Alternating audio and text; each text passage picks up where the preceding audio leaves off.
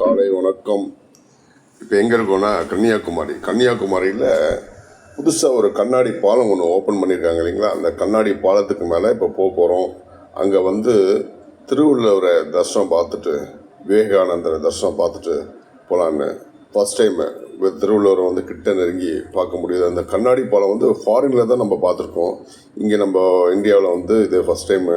இது மேலே நடக்கும் போது எல்லாருக்கும் ஒரு பயம் உண்டு, கண்ணாடி உடஞ்சிருமா அப்படின்னு ஒரு பயம் இருக்கு இல்லையா. ஆனால் அதோட அனுபவம் என்னன்னா, மெதுவாக நடக்கும் போது எல்லாருக்கும் ஒரு பயத்தை மெதுவாக நடக்கிறாங்க. பாருங்கள் எவ்வளோ மெதுவாக நடக்காங்க. அதேமாதிரி நாங்களும் மெதுவாக நடந்து போயிட்டு அப்படியே போக கீழே பார்த்தா நிறைய அலை அடிக்குது இல்லையா. அப்படியே பார்த்தா அது ஒரு பெரிய எக்ஸ்பீரியன்ஸ். இது எல்லோரும் போய் பார்க்கலாம். ரொம்ப அனுபவம் கிடைக்கும். நல்ல இதெல்லாம் ஒரு மாற்றம் தானே லைஃப்பில். இதெல்லாம் பார்க்க வேண்டிய நடக்க வேண்டிய இதெல்லாம் நம்ம அனுபவிக்கணும். இதெல்லாம் இது பாருங்கள் எவ்வளோ நல்லா அருமையாக இருக்குது. கீழே பார்த்திங்கன்னா அந்த அலை அடிக்குது பாருங்கள்.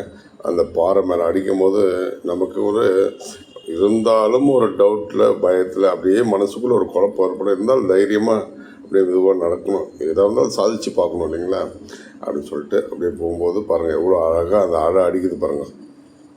அப்படி அடிக்குது பாருங்கள். இது தண்ணிக்கு மேலே நடக்கிறதுன்றது பெரிய விஷயம். நம்ம தண்ணி மேலேயே அப்படியே கண்ணாடி மேலே தண்ணி மேலே நடக்கிறதுன்றது ஆச்சரியமான ஒரு விஷயம் இல்லை. இது மாதிரி நம்ம லைஃப்பில் இது ஒரு பெரிய ஒரு புதுமையான ஒரு விதம். இது எல்லாருமே அனுபவிக்கணும். நாங்கள் அனுபவித்த மாதிரி ரொம்ப நல்லா இருக்குது. பகலில் காலையில் போயிடணும். காலையில் போயிட்டால் தான் வெயில் கம்மியாக இருக்கும். இப்போவே வெயில் அதிகமாக இருக்குது. வெயில் கம்மியாக இருக்கும். இப்போ போங்க, நல்லா என்ஜாய் பண்ணணும்.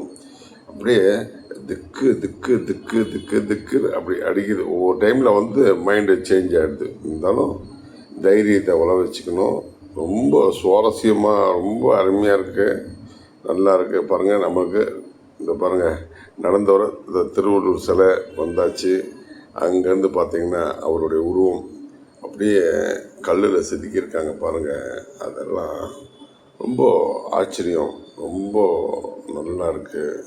தூரத்துலேருந்து தான் பார்த்துருக்கோம். இதுதான் ஃபஸ்ட் டைம் கிட்டேருந்து பார்க்குறோம். ரொம்ப நல்லா வடிவமைச்சிருக்காங்க.